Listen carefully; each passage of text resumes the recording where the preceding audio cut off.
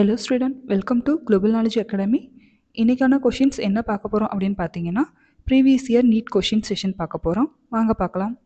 The maximum elongation of a steel wire of 1 meter length if the elastic limit of steel and its Young's modulus respectively are 8 into 10 power 8 Newton meter minus 2 and 2 into 10 power 11 Newton meter minus 2 is the first option பார்த்தீங்க அப்படின்னா 40 millimeter and second option 8 millimeter, third option 4 millimeter, fourth option 0.4 millimeter.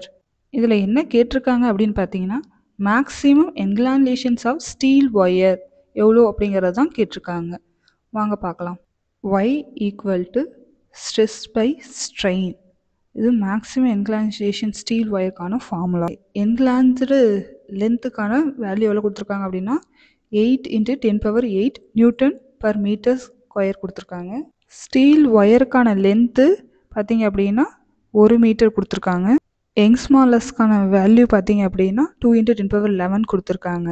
இப்போ இந்த ரெண்டு வேல்யூவும் நம்ம multiply பண்ணிவிட்டு divide பண்ணணும் அப்படின்னு பார்த்தீங்கன்னா நமக்கு வேல்யூ எவ்வளோ கிடச்சிருக்குன்னா 4 into 10 power minus 3 மீட்டர் அப்படிங்கிற வேல்யூஸ் கிடச்சிருக்கு.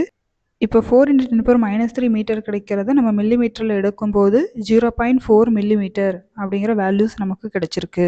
அப்போ option number 4 is the right one. இதுபோல் மோர் கொஷின் வீடியோஸை பார்க்கணும் அப்படின்னா குளோபல் நாலேஜ் அகாடமியை லைக் பண்ணுங்கள், சப்ஸ்கிரைப் பண்ணுங்கள். தேங்க்யூ.